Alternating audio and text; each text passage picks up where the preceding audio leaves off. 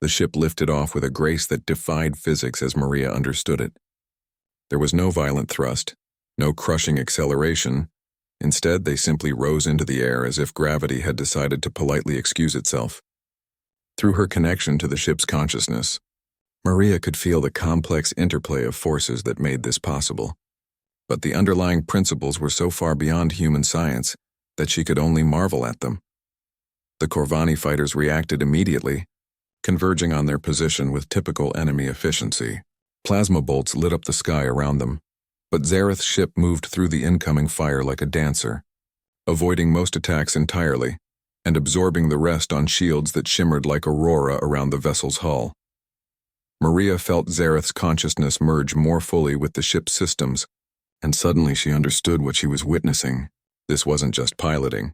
It was a form of communication between three distinct but harmonious minds. Zareth provided the tactical thinking and emotional drive.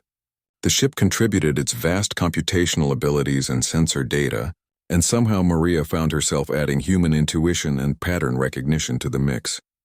The combination was devastating. Their first attack came without warning.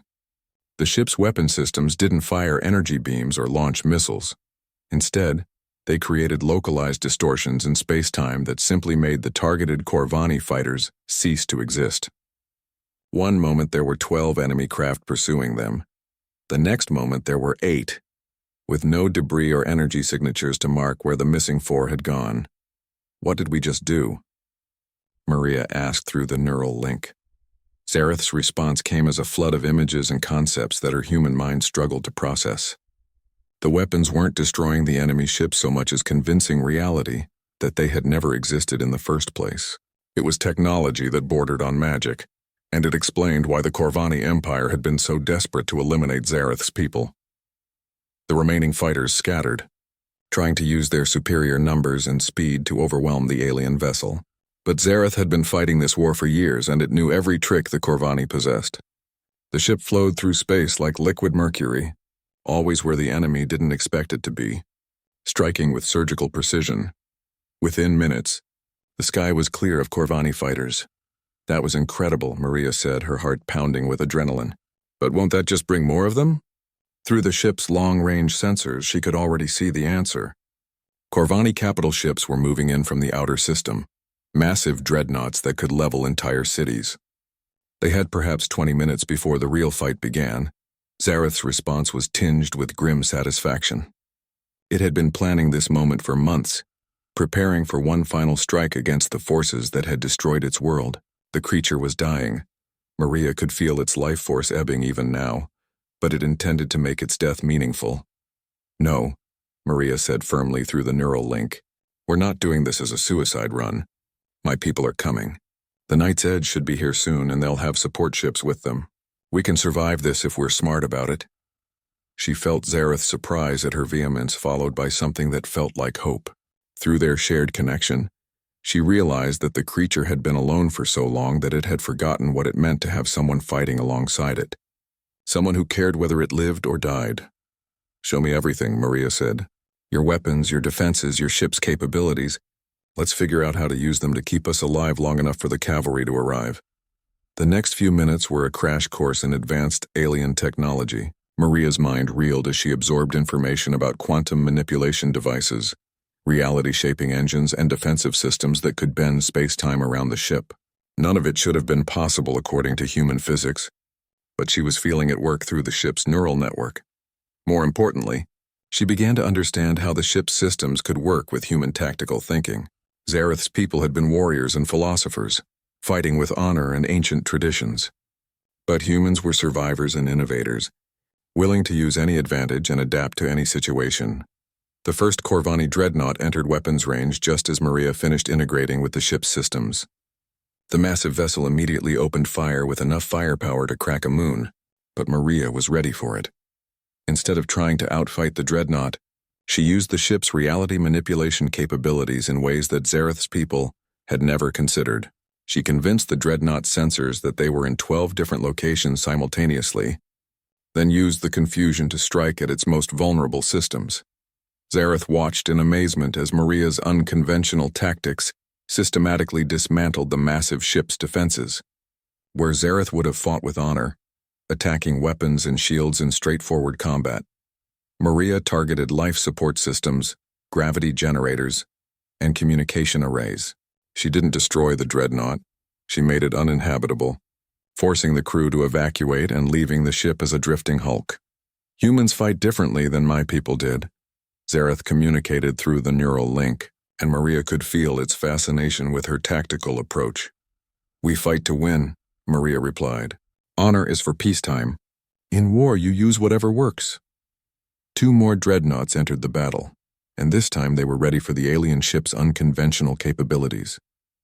They spread out, used overlapping fields of fire, and employed jamming systems designed to disrupt exotic technologies. The fight became much more difficult. Maria felt the ship's shields weakening under the sustained bombardment, and worse, she could sense Zareth's strength failing. The creature was pushing itself beyond its physical limits, drawing on reserves of life force that it couldn't afford to spend.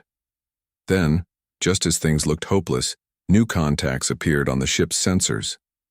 Human vessels, led by the stealth destroyer Night's Edge, were dropping out of hyperspace at the edge of the system, but they were still too far away to provide immediate assistance. Can this ship communicate with my people? Maria asked. Zareth's response was to open a communication channel that somehow bypassed every encryption and security protocol the human fleet possessed. Admiral Chen's voice came through the neural link with crystal clarity. Sergeant Santos, what is your situation? We're currently engaged with 2 Corvani dreadnoughts, Admiral. Zareth's ship is incredibly powerful, but it's taking everything we have to stay alive. How long until you can assist? 15 minutes at best. Can you hold out that long? Maria felt Zareth's consciousness flicker as another wave of pain washed through the creature. They might have 15 minutes of firepower left, but they definitely didn't have 15 minutes of pilot. Admiral, I need you to trust me. I'm going to try something that's never been attempted before. A human-alien mind meld through shared technology. If it works, it might change everything. If it doesn't, Sergeant, you've already changed everything just by making contact. Do whatever you think is best. Maria looked at Zareth through their shared consciousness, seeing the magnificent creature as it truly was, not just a dragon-like alien, but a person with thoughts and feelings and dreams that had been crushed by war, a being that had lost everything but had never stopped fighting for what was right. Are you willing to trust me completely? She asked through the neural link. Zareth's response was immediate and absolute. Complete trust, absolute faith, and a willingness to merge their minds so thoroughly that they might never be able to separate them again. Then let's show the universe what humans and dragons can accomplish together, Maria said, and opened her mind completely to the alien consciousness beside her. The journey across the open battlefield was the longest kilometer Maria had ever traveled. The creature, she had started thinking of it as Zareth, a name that seemed to fit its noble bearing, moved with determination despite its obvious agony. Every step left traces of blue blood on the scarred ground, and its labored breathing echoed across the empty terrain.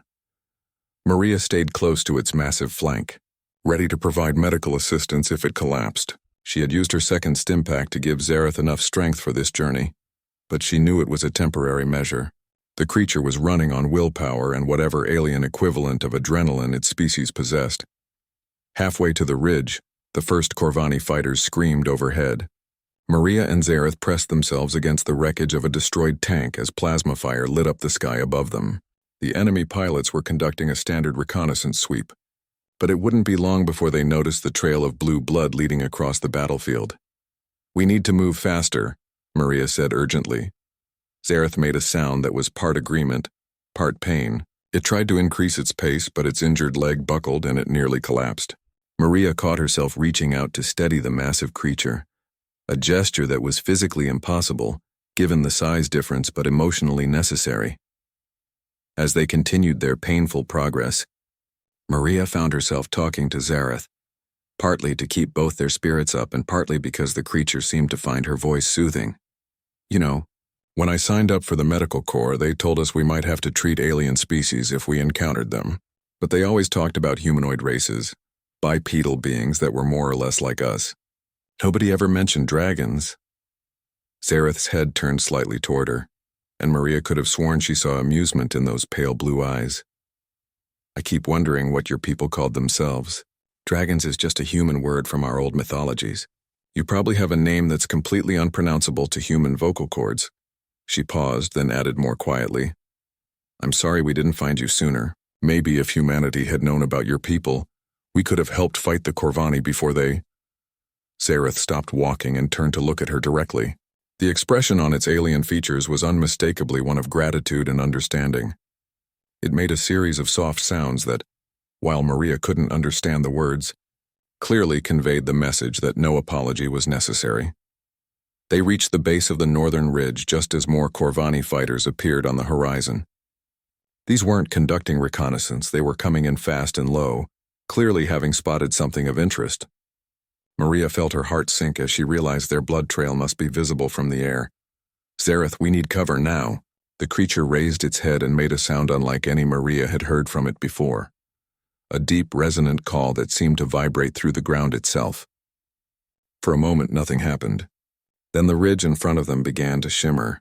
Like heat waves rising from hot pavement, the shimmering intensified, and suddenly a section of the rocky face simply vanished, revealing a hidden opening large enough for Zareth to enter. The creature's ship hadn't just been hidden, it had been cloaked with technology, so advanced that Maria's eyes still couldn't quite process what she was seeing. Incredible, she breathed. Zareth urged her forward with gentle nudges, and they stumbled into the hidden alcove just as the first Corvani fighter roared overhead. Inside, Maria found herself in a space that defied everything she thought she knew about spacecraft design. The ship wasn't built, it was grown. The walls curved in organic patterns that pulsed with soft bioluminescent light. There were no hard angles anywhere, no visible seams or joints. Everything flowed together as if the entire vessel had been shaped from a single piece of living crystal. Zareth moved toward what Maria assumed was the pilot's area, though it looked nothing like any cockpit she had ever seen. Instead of chairs and control panels, there were formations that looked like crystalline flowers, each one glowing with different colors and patterns. Zareth settled onto the largest formation, and immediately the entire ship came alive. Light flowed through conduits in the walls like glowing blood through veins. Displays materialized in the air around them, showing the exterior of the ship and the approaching Corvani forces. Maria could see at least a dozen fighters circling the area, searching for whatever had left that blood trail. Zareth turned to her and made a questioning sound, gesturing toward a smaller crystal formation near its own position. Maria understood it was offering her a seat, or whatever the equivalent was on this incredible vessel. She approached cautiously and found that the crystal formation adjusted itself to accommodate her human physiology, flowing like liquid until it formed something resembling a chair. The moment she settled into it, her mind was flooded with information. She could suddenly see through the ship's sensors, feel its engines humming with contained power, understand its weapon systems and defensive capabilities. It was overwhelming at first, but gradually she learned to filter the sensations and focus on what was important. The ship was not just advanced. It was alive. It was a symbiotic organism that bonded with its pilot, sharing consciousness and capabilities. Through her connection to the ship, Maria could sense Zareth's thoughts and emotions more clearly than ever before. She felt its pain, both physical and emotional. The loss of its homeworld, the death of its people, the years of lonely warfare against an enemy that seemed unstoppable. But she also felt its determination, its refusal to surrender even in the face of overwhelming odds. And she felt its surprise and growing hope as it realized what her presence might mean. For the first time since its people had fallen, Zareth wasn't alone. It had found not just an ally, but a kindred spirit, someone who understood the cost of war and the importance of protecting those who couldn't protect themselves. "We need to get out of here," Maria said, and was amazed to find that Zareth understood her perfectly through their connection to the ship. "My people are sending help, but it won't arrive for hours." Zareth's response came not as words, but as pure understanding flowing through the ship's neural network. It wanted to fight. It had been running and hiding for too long, and it was tired of watching the Corvani destroy everything beautiful in the galaxy. "You're not strong enough for a fight," Maria protested. "You're barely alive as it is." But even as she spoke, she could feel the ship responding to Zareth's will. Systems that had been dormant began to activate. Weapons that had been powered down started to charge. The vessel was preparing for battle, whether Maria thought it was wise or not. Through the ship's sensors, she watched the Corvani fighters tighten their search pattern. They had found the entrance to the alcove and were beginning to probe it with scanning beams. It was only a matter of minutes before they discovered the hidden ship. Zareth made a decision. The ship's cloaking system disengaged, and suddenly they were visible to the enemy forces. Alarms immediately began sounding from the Corvani fighters as they detected the massive alien vessel. "Well," Maria said, strapping herself more securely into the crystal formation that held her, "I guess we're doing this the hard way." Zareth's response was a sound that was definitely laughter, transmitted directly through the ship's neural network. Despite everything, the pain, the hopelessness, the overwhelming odds, the magnificent creature was actually enjoying itself. And as the first Corvani plasma bolts began striking the ship's shields, Maria found herself grinning as well. If they were going to make history, they might as well make it spectacular. The silence on the communicator stretched so long that Maria began to wonder if the connection had been lost. When Captain Rodriguez finally spoke again, his voice was carefully controlled. "Santos, I need you to repeat that last statement." "A dragon, sir. I know how it sounds, but I'm looking at a 30-meter creature with wings, scales, and intelligence that clearly exceeds baseline human levels. It's been fighting the Corvani, and it's been wounded in the process. Sir, I think this might be one of the legendary allies Command has been dismissing as myth." Maria heard muffled voices in the background. Rodriguez was clearly conferring with others. The creature watched her intently, and she could see understanding in its pale blue eyes. It knew this conversation was about its fate. "Santos," Rodriguez came back on the line. "I'm going to patch you through to Admiral Chen. She wants to speak with you directly." Maria's eyes widened. Admiral Chen was the commanding officer for the entire sector fleet. For her to get involved in a single medic's rescue request meant this situation had just become much bigger than a simple evacuation. "Sergeant Santos," came a crisp, authoritative voice. "This is Admiral Chen. I need you to describe exactly what you're seeing."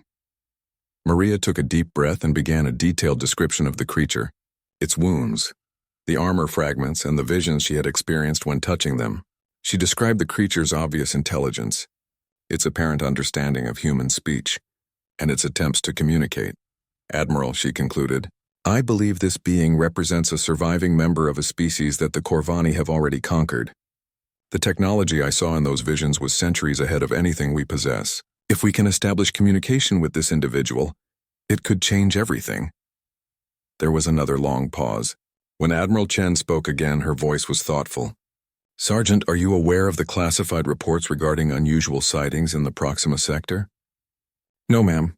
I don't have that level of clearance. Large, dragon-like creatures have been reported fighting Corvani forces on 3 separate occasions in the past 6 months. Each time, the creatures appeared to be acting with tactical intelligence and advanced technological support. Command has been debating whether these reports were reliable." Maria felt her heart racing. "So this isn't the first one?" "If your report is accurate, it may be the first one we've had the opportunity to actually communicate with. Sergeant, I'm authorizing a full rescue operation, but I need you to understand something. If this creature is what you think it is, then its value to the war effort could be immeasurable. The risk to rescue it is justified." "Understood."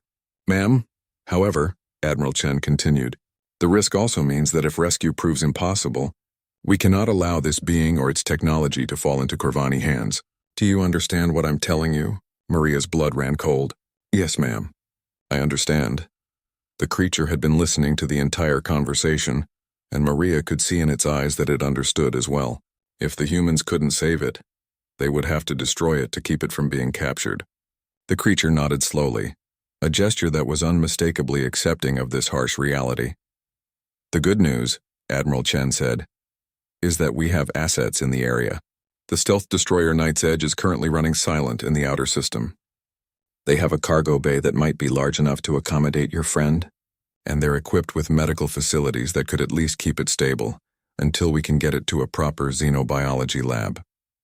"How long until they can reach us?" Maria asked. 4 hours, maybe less if they push their engines. The question is whether you can hold out that long." Maria checked her chronometer and her scanner's readings of the creature's condition. "Sir, my patient is stable for now, but those Corvani fighters will be here well before 4 hours.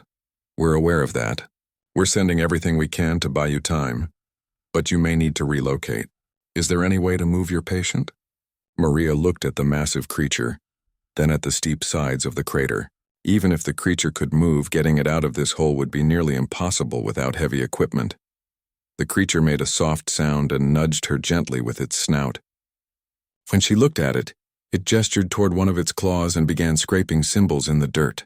The symbols matched some of the markings she had seen on the armor fragment. Admiral, it's trying to communicate with us. It's writing something. Can you make out what it's saying? Maria studied the symbols. They seemed to pulse with the same faint light as the armor markings had. As she watched, she began to feel that same tingling sensation, and suddenly the meaning became clear. It says, "Hidden ship North Ridge. Admiral, I think it has a spacecraft hidden nearby." The excitement in Admiral Chen's voice was unmistakable. "Sergeant, if this creature has access to functional alien technology, that changes everything." Can you reach this ship? Maria looked at the creature, which was now pointing with obvious urgency toward the northern edge of the battlefield. The ridge it indicated was perhaps a kilometer away, but the ground between here and there was open terrain that would leave them completely exposed to the incoming Corvani fighters.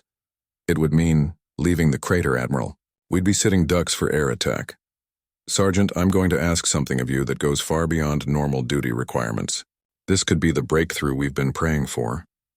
Are you willing to attempt it? Maria looked at the creature, which was watching her with those intelligent pale blue eyes. She thought about all the human colonies that had been destroyed, all the people who had been enslaved or killed by the Corvani war machine. She thought about the beautiful civilization she had seen in the visions, wiped out by the same enemy that was now threatening humanity. Yes, ma'am. We'll try for the ship. Outstanding. Night's Edge will provide air cover as soon as they're in range, but until then you'll be on your own. Good luck, Sergeant. The fate of this war may depend on what happens in the next few hours. The communication ended, leaving Maria alone with the wounded creature in the crater. The sound of Corvani engines was getting closer. They had maybe 30 minutes before the first fighters arrived overhead. All right, big guy, she said to the creature. Looks like we're going on a road trip.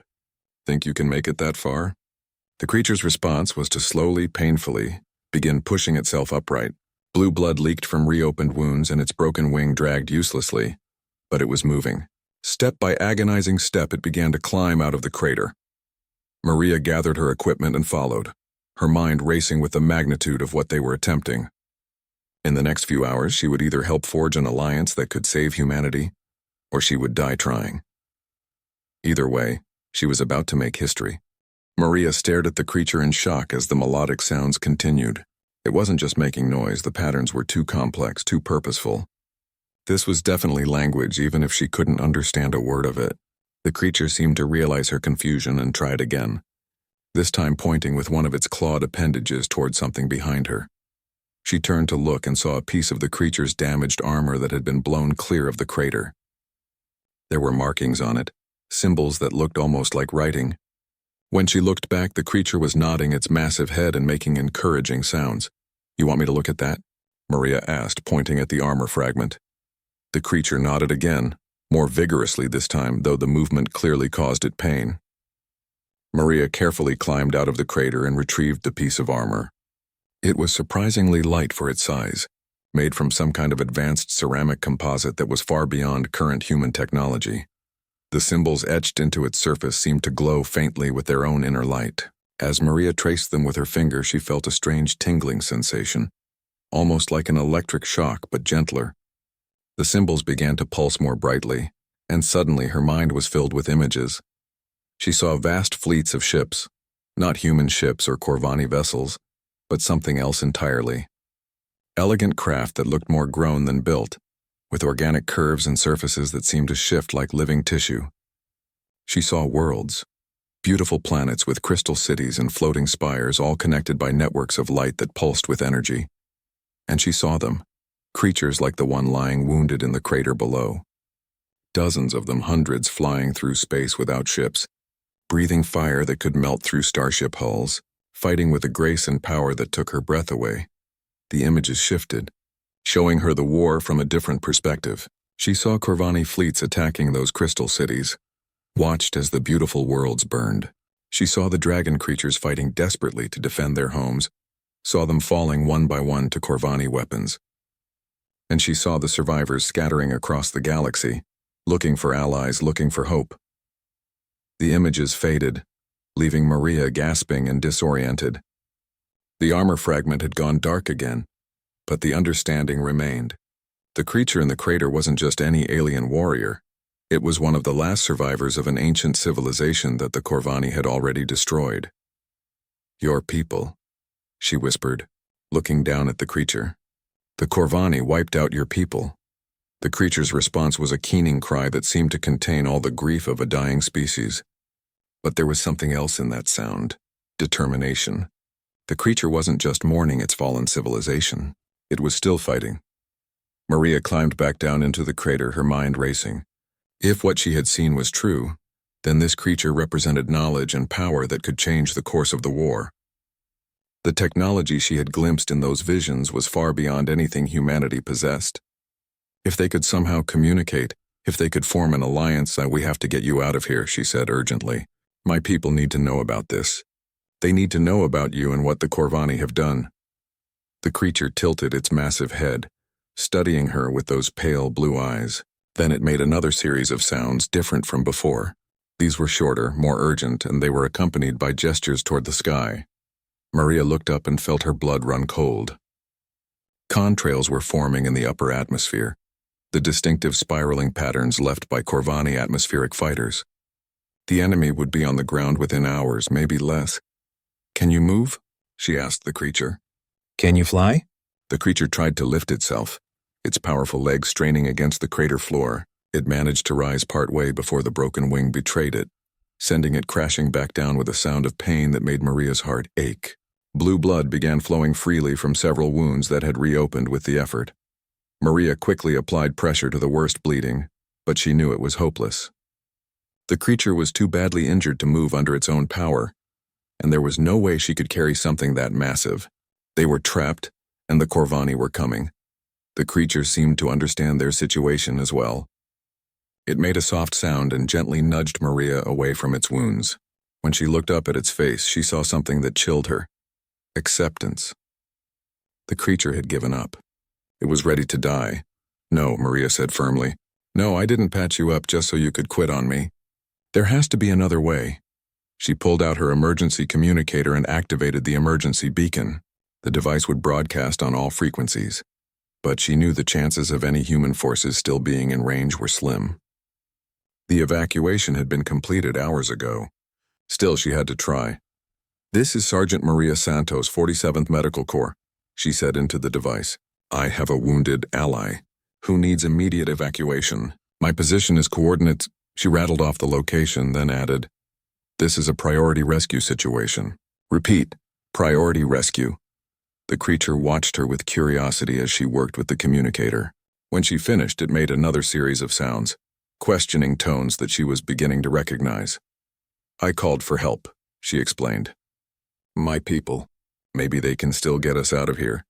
The creature's response surprised her. It was a sound that could only be described as laughter, low, musical, and sadly amused.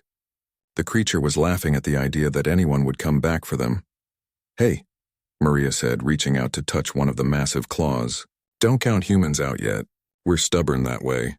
When we say we don't leave anyone behind, we mean it."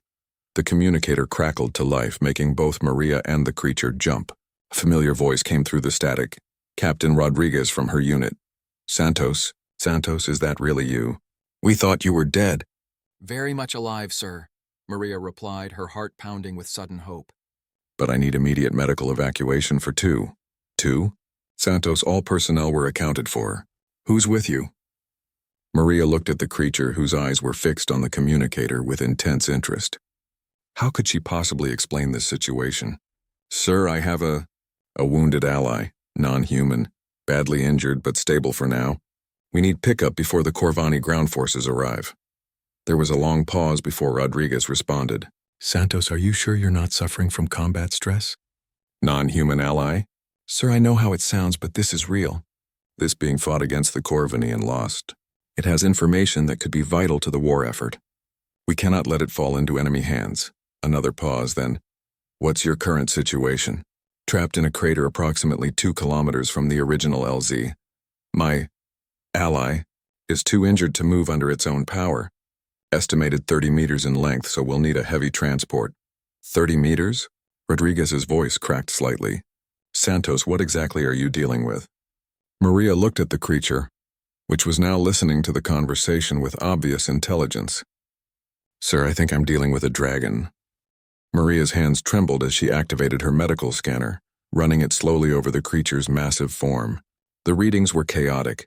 Alien physiology mixed with trauma signatures she barely recognized. But some things were universal. Blood loss was blood loss no matter what color it was. Tissue damage registered on her scanner regardless of species, and the pattern of burns across the creature's hide told a story she knew all too well. You fought them too, didn't you? She whispered, noting the distinctive spiral burns that only Corvani plasma weapons left behind. You fought the bastards and they hurt you bad. The creature's silver-blue eyes followed her movements as she unpacked her medical kit. She had treated wounded alien allies before. The Centauri had joined the human resistance 6 months ago. But nothing this large or this badly injured. Her training said to start with the worst bleeding, but with a creature this size, even finding the worst wound was a challenge. She decided to start with what looked like a massive gash along the creature's flank, where blue blood continued to seep steadily into the crater floor. The wound was deep, easily deep enough to kill a human, but on this creature it might not even be immediately fatal. Still, blood loss was blood loss. Maria approached slowly, talking in soothing tones. Okay, big guy or girl, I honestly can't tell. I'm going to try to stop this bleeding. This might sting a little. She activated her portable surgical laser on its lowest setting and began to carefully cauterize the edges of the wound. The creature tensed but didn't pull away. Instead, it made that strange purring, growling sound again, almost as if it was trying to reassure her. You understand, don't you? Maria said, working with steady hands despite the surreal situation. You know I'm trying to help. As she worked, she began to notice details that made her reassess everything she thought she knew about this creature. The wounds weren't random. They showed a pattern that suggested tactical thinking. This creature had been in a fight, yes, but it had been a strategic engagement. Burn marks on its claws suggested it had fought back effectively. Scorch marks on the crater walls showed where it had used some kind of energy breath weapon. More importantly, the creature was wearing something. What she had initially taken for natural ridges along its spine were actually the remains of some kind of harness or armor. Pieces of metal and ceramic were embedded in its hide, and what looked like the remnants of technological devices were scattered around the crater. You're not just some wild creature, Maria realized, pausing in her work. You're a soldier, a warrior. The creature's head lifted slightly at her words, and it made a more complex sound, a series of musical tones that almost sounded like language. Maria felt a chill run down her spine as she realized what she might be dealing with.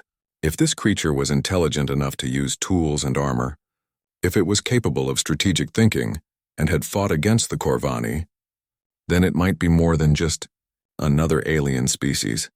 It might be a potential.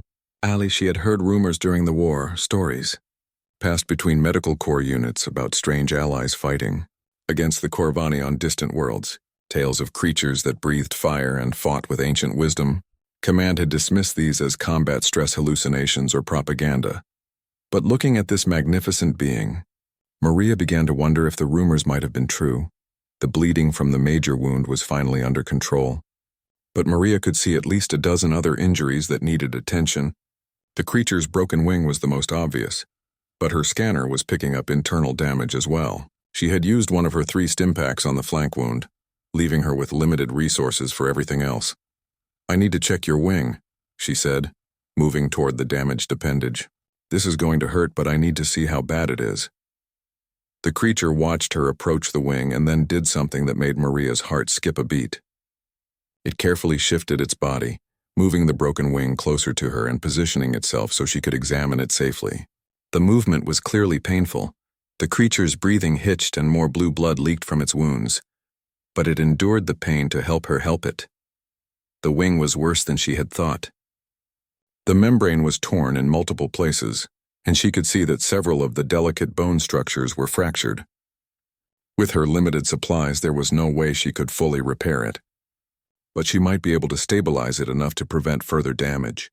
As she worked, applying synthetic tissue patches to the worst tears in the wing membrane, Maria found herself talking to the creature, partly to keep herself calm, partly because the intelligent way it watched her made staying silent feel rude. "I don't know what you are," she said, carefully aligning the edges of a tear before applying the patch. "But you're the most beautiful thing I've ever seen. These scales of yours, they're like living opals.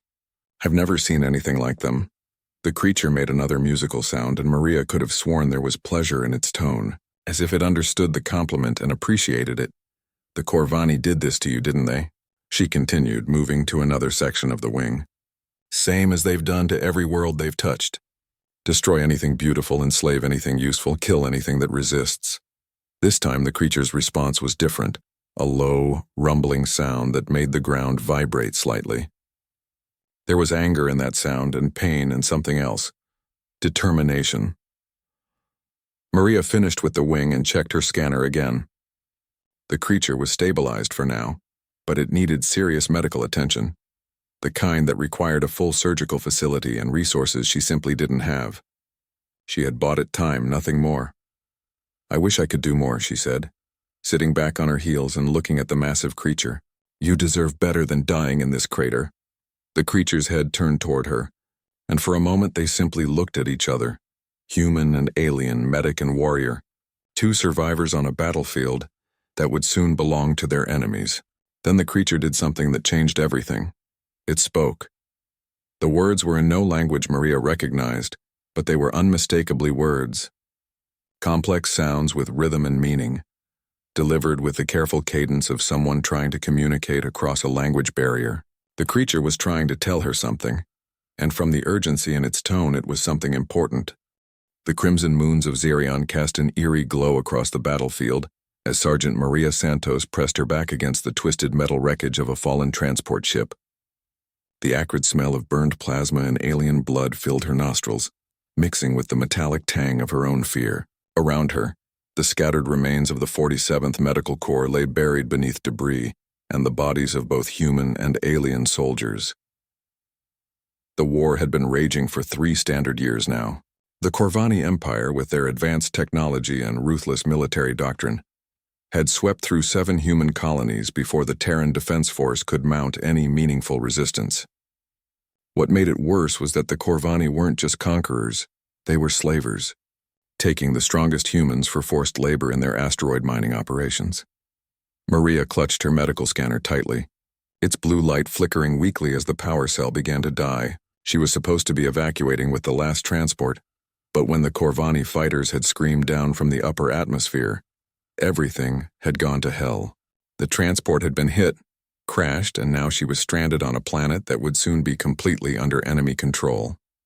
A low, rumbling sound echoed across the battlefield, different from the distant explosions and weapons fire. It was deeper, more primal, like the breathing of some massive creature in pain. Maria's training kicked in immediately. As a combat medic, she had learned to recognize the sounds of suffering, whether human or otherwise. This wasn't the mechanical whine of damaged equipment or the hiss of escaping atmosphere. This was something alive, and it was hurt badly. Against her better judgment, Maria found herself moving toward the sound. Her medical oath had been drilled into her since basic training. Preserve life wherever possible, regardless of species or allegiance. It was one of the few things that still separated humans from their enemies in this brutal war. The Corvani showed no mercy to wounded enemies, often executing prisoners on the spot. She crept through the wreckage, stepping carefully over chunks of twisted metal and avoiding the occasional spark from damaged power conduits. The sound grew louder as she approached a massive crater that had been blown in the center of the battlefield. Steam rose from its edges, and the smell of ozone and something else, something organic and unfamiliar, wafted up from its depths. Maria peered over the edge and gasped. At the bottom of the crater lay a creature unlike anything she had ever seen. It was enormous, easily 30 meters from nose to tail, with a serpentine body covered in scales that seemed to shift color in the moonlight. But what struck her most was its coloring. The creature was completely white, an albino specimen of whatever species it belonged to. Its scales had a pearl-like quality, reflecting the red light of the moons in a way that made it seem almost ethereal. The creature's breathing was labored and shallow. Dark blue blood, almost black in the alien moonlight, pooled beneath its body from multiple wounds. Its left wing was clearly broken, the delicate membrane torn and hanging at an unnatural angle.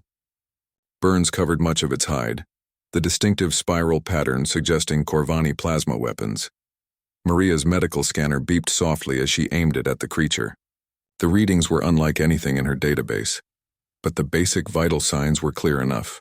Massive blood loss, severe trauma to multiple organs, and what appeared to be some kind of toxin in its system, probably from Corvani poison rounds. By all accounts, this creature should have been dead already. As if sensing her presence, the creature's enormous head lifted slightly. Its eyes opened, revealing irises of the palest blue, almost silver. They focused on Maria with an intelligence that made her breath catch. This wasn't just some mindless beast, there was consciousness there, awareness, and something else, resignation.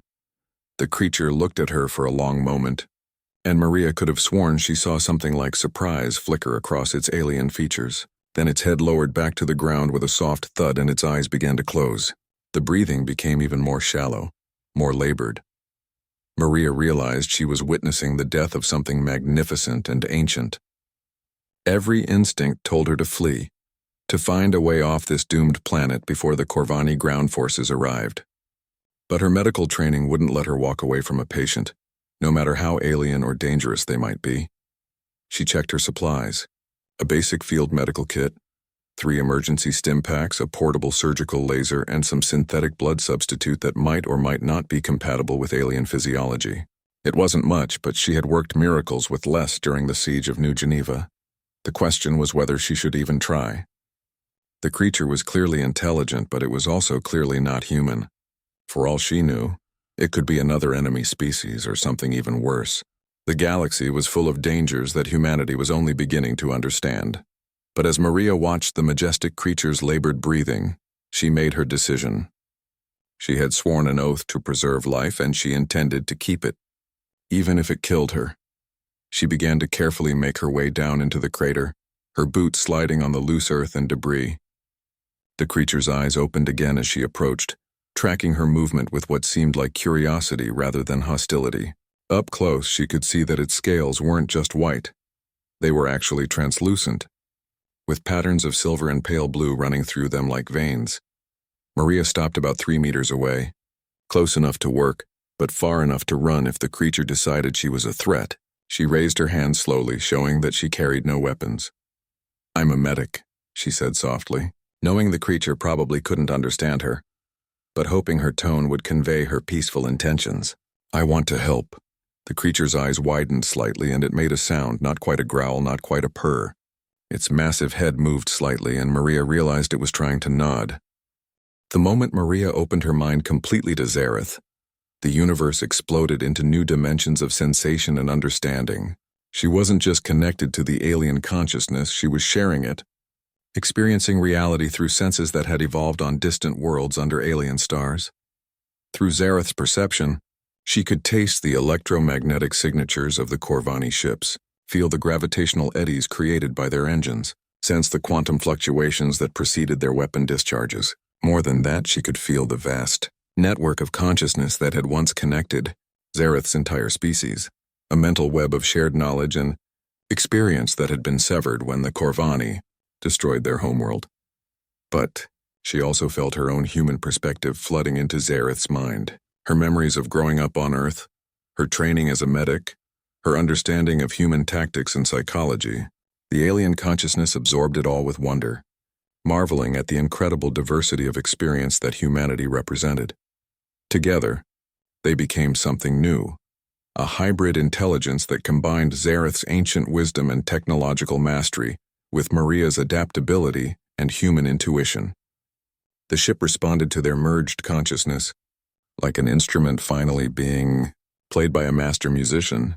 The 2 remaining Corvani dreadnoughts never had a chance. Maria and Zareth fought not as separate beings coordinating their actions, but as a single entity with access to capabilities that neither species had possessed alone. They used Zareth's reality manipulation technology with human creative thinking, finding applications that the original builders had never imagined. They convinced one dreadnought's navigation systems that it was falling into a black hole, causing it to engage emergency protocols that tore the ship apart as it tried to escape non-existent gravitational forces.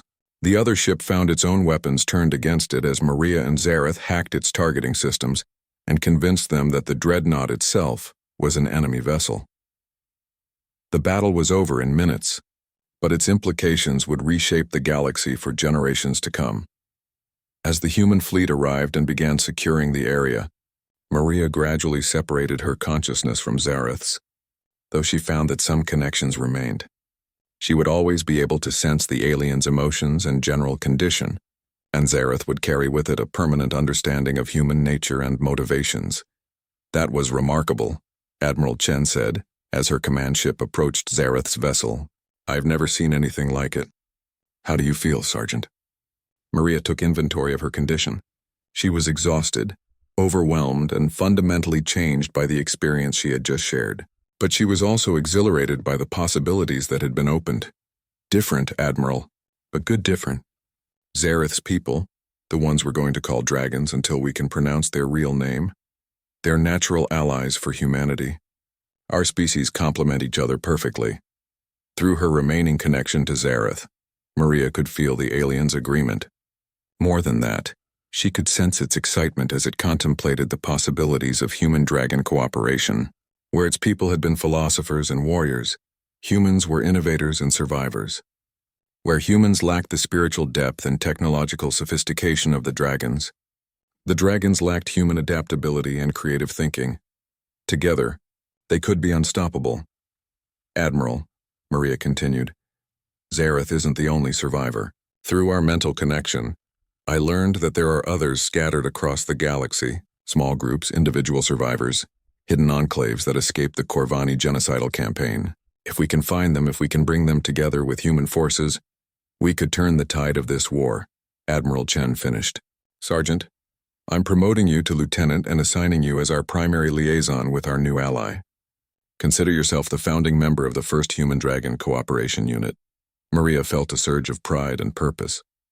She looked at Zareth, who was finally allowing the ship's medical systems to treat its wounds, now that the immediate danger had passed. The magnificent creature turned its pale blue eyes toward her, and she felt its gratitude and affection through their permanent mental link. 6 months later, Lieutenant Maria Santos stood on the bridge of the combined fleet flagship, watching as human and dragon forces coordinated their attack on the Corvani Empire's primary military base. The war was far from over, but the tide had definitively turned. Zareth flew alongside her ship, no longer alone but accompanied by 17 other dragons that had been located and rescued over the past months.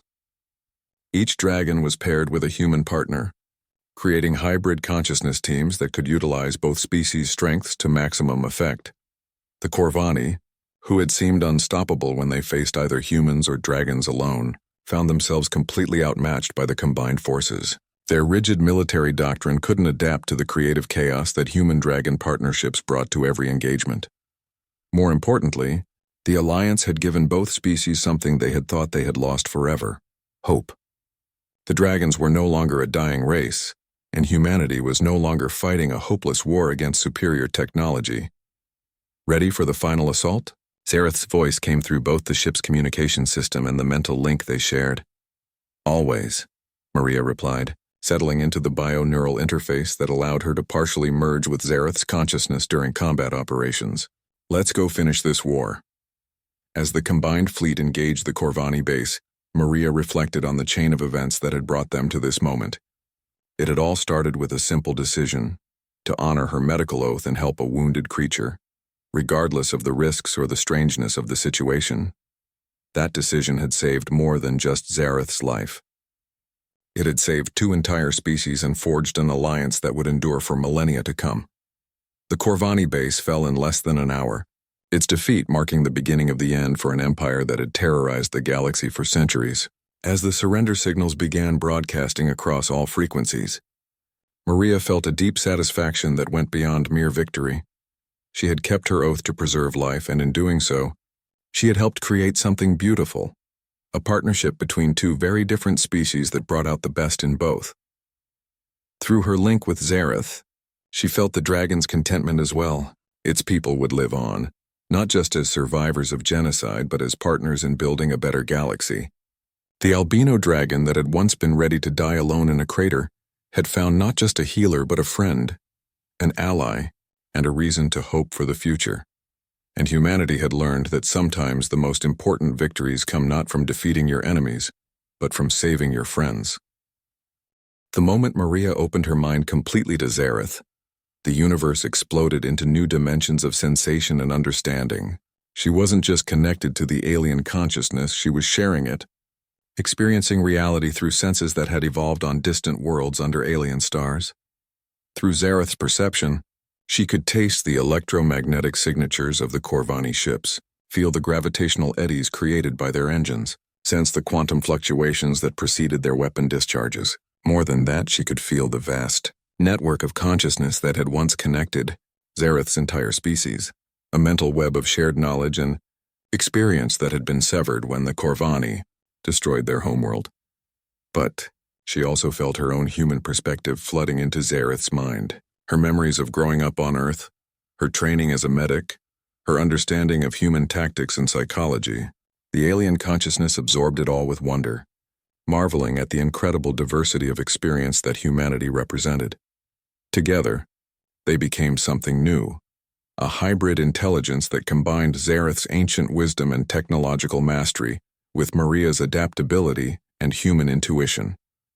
The ship responded to their merged consciousness, like an instrument finally being played by a master musician. The two remaining Corvani dreadnoughts never had a chance. Maria and Zareth fought not as separate beings coordinating their actions, but as a single entity with access to capabilities that neither species had possessed alone. They used Zareth's reality manipulation technology with human creative thinking, finding applications that the original builders had never imagined. They convinced one dreadnought's navigation systems that it was falling into a black hole, causing it to engage emergency protocols that tore the ship apart as it tried to escape non-existent gravitational forces. The other ship found its own weapons turned against it as Maria and Zareth hacked its targeting systems and convinced them that the dreadnought itself was an enemy vessel. The battle was over in minutes, but its implications would reshape the galaxy for generations to come. As the human fleet arrived and began securing the area, Maria gradually separated her consciousness from Zareth's, though she found that some connections remained. She would always be able to sense the alien's emotions and general condition, and Zareth would carry with it a permanent understanding of human nature and motivations. That was remarkable, Admiral Chen said, as her command ship approached Zareth's vessel. I've never seen anything like it. How do you feel, Sergeant? Maria took inventory of her condition. She was exhausted, overwhelmed, and fundamentally changed by the experience she had just shared. But she was also exhilarated by the possibilities that had been opened. Different, Admiral, but good different. Zareth's people, the ones we're going to call dragons until we can pronounce their real name, they're natural allies for humanity. Our species complement each other perfectly. Through her remaining connection to Zareth, Maria could feel the alien's agreement. More than that, she could sense its excitement as it contemplated the possibilities of human-dragon cooperation. Where its people had been philosophers and warriors, humans were innovators and survivors. Where humans lacked the spiritual depth and technological sophistication of the dragons lacked human adaptability and creative thinking. Together, they could be unstoppable. Admiral, Maria continued, Zareth isn't the only survivor. Through our mental connection, I learned that there are others scattered across the galaxy, small groups, individual survivors, hidden enclaves that escaped the Corvani genocidal campaign. If we can find them, if we can bring them together with human forces, we could turn the tide of this war, Admiral Chen finished. Sergeant, I'm promoting you to lieutenant and assigning you as our primary liaison with our new ally. Consider yourself the founding member of the first Human-Dragon Cooperation Unit. Maria felt a surge of pride and purpose. She looked at Zareth, who was finally allowing the ship's medical systems to treat its wounds, now that the immediate danger had passed. The magnificent creature turned its pale blue eyes toward her, and she felt its gratitude and affection through their permanent mental link. 6 months later, Lieutenant Maria Santos stood on the bridge of the combined fleet flagship. watching as human and dragon forces coordinated their attack on the Corvani Empire's primary military base. The war was far from over, but the tide had definitively turned. Zareth flew alongside her ship, no longer alone but accompanied by 17 other dragons that had been located and rescued over the past months. Each dragon was paired with a human partner, creating hybrid consciousness teams that could utilize both species' strengths to maximum effect. The Corvani, who had seemed unstoppable when they faced either humans or dragons alone, found themselves completely outmatched by the combined forces. Their rigid military doctrine couldn't adapt to the creative chaos that human-dragon partnerships brought to every engagement. More importantly, the alliance had given both species something they had thought they had lost forever: hope. The dragons were no longer a dying race, and humanity was no longer fighting a hopeless war against superior technology. Ready for the final assault? Zareth's voice came through both the ship's communication system and the mental link they shared. Always, Maria replied, settling into the bio-neural interface that allowed her to partially merge with Zareth's consciousness during combat operations. Let's go finish this war. As the combined fleet engaged the Corvani base, Maria reflected on the chain of events that had brought them to this moment. It had all started with a simple decision: to honor her medical oath and help a wounded creature, regardless of the risks or the strangeness of the situation. That decision had saved more than just Zareth's life. It had saved 2 entire species and forged an alliance that would endure for millennia to come. The Corvani base fell in less than an hour, its defeat marking the beginning of the end for an empire that had terrorized the galaxy for centuries. As the surrender signals began broadcasting across all frequencies, Maria felt a deep satisfaction that went beyond mere victory. She had kept her oath to preserve life, and in doing so, she had helped create something beautiful, a partnership between 2 very different species that brought out the best in both. Through her link with Zareth, she felt the dragon's contentment as well. Its people would live on, not just as survivors of genocide, but as partners in building a better galaxy. The albino dragon that had once been ready to die alone in a crater had found not just a healer but a friend, an ally, and a reason to hope for the future. And humanity had learned that sometimes the most important victories come not from defeating your enemies, but from saving your friends.